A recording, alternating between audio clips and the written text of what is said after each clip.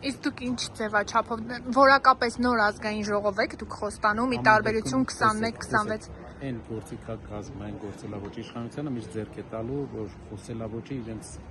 ամեն դեպքում մշակութային ֆոնի նման լինի, իրենց հոգեհարազատ խոսելավոճ ունենանք մենք այնտեղ,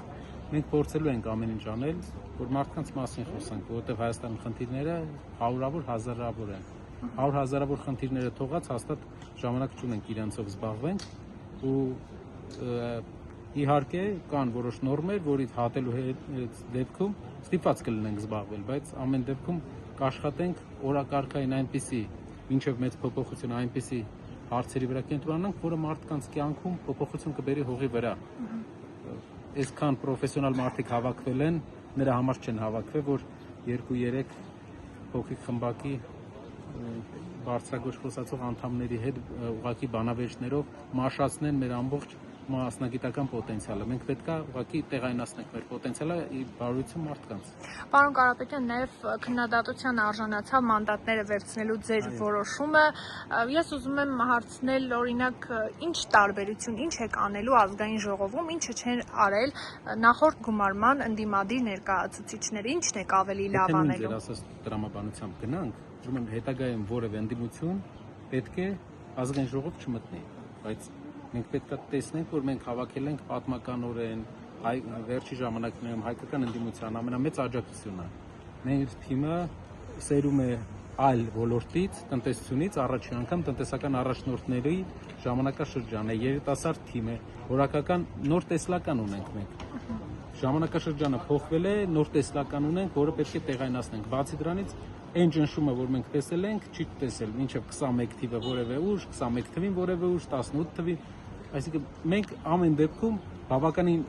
բազմազան ճնշումների են կարողացել հաջողությամբ դիմակայել եւ ճամփել։ Այդ պատճառով տեսնում ենք, որ ավելի էֆեկտիվ հնարավորություն կունենանք այդ փոփոխությանը, մենք ենք իրենց ճամփելու։ Իսկ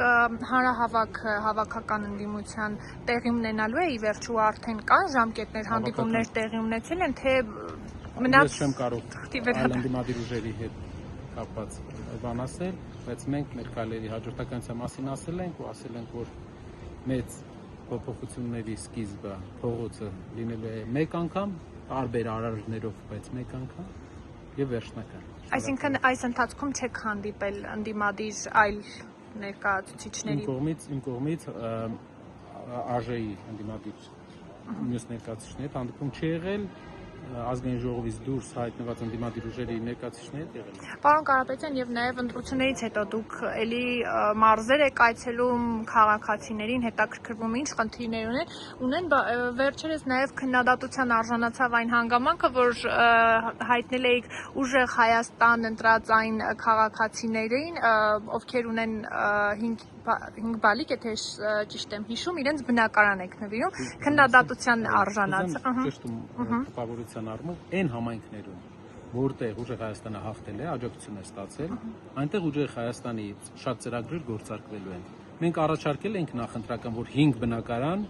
5 երեխայի դեպքում ստանում է բնակարան մայրիկի անունով։ Մենք անելու ենք այնտեղ։ Չենք նայելու, թե ում է ընտրել այդ մարդը այդ համայնքում։ Այդ համայնքի բոլոր քաղաքացիներին տալու ենք այդ հնարավորությունը, հետագայում էլի ծրագրեր ունենք այսպիսի։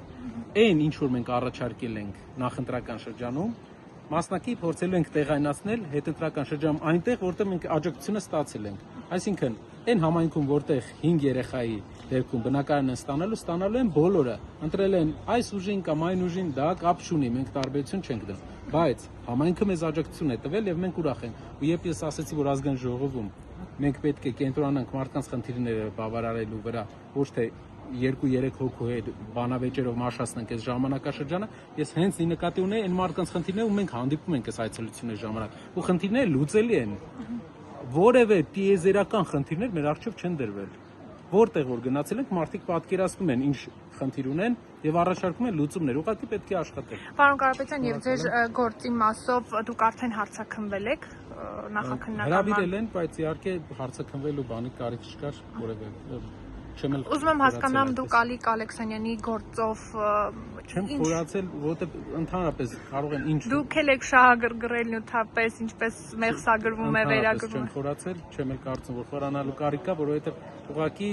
դա արվել է, գիտենք ինչ նպատակով։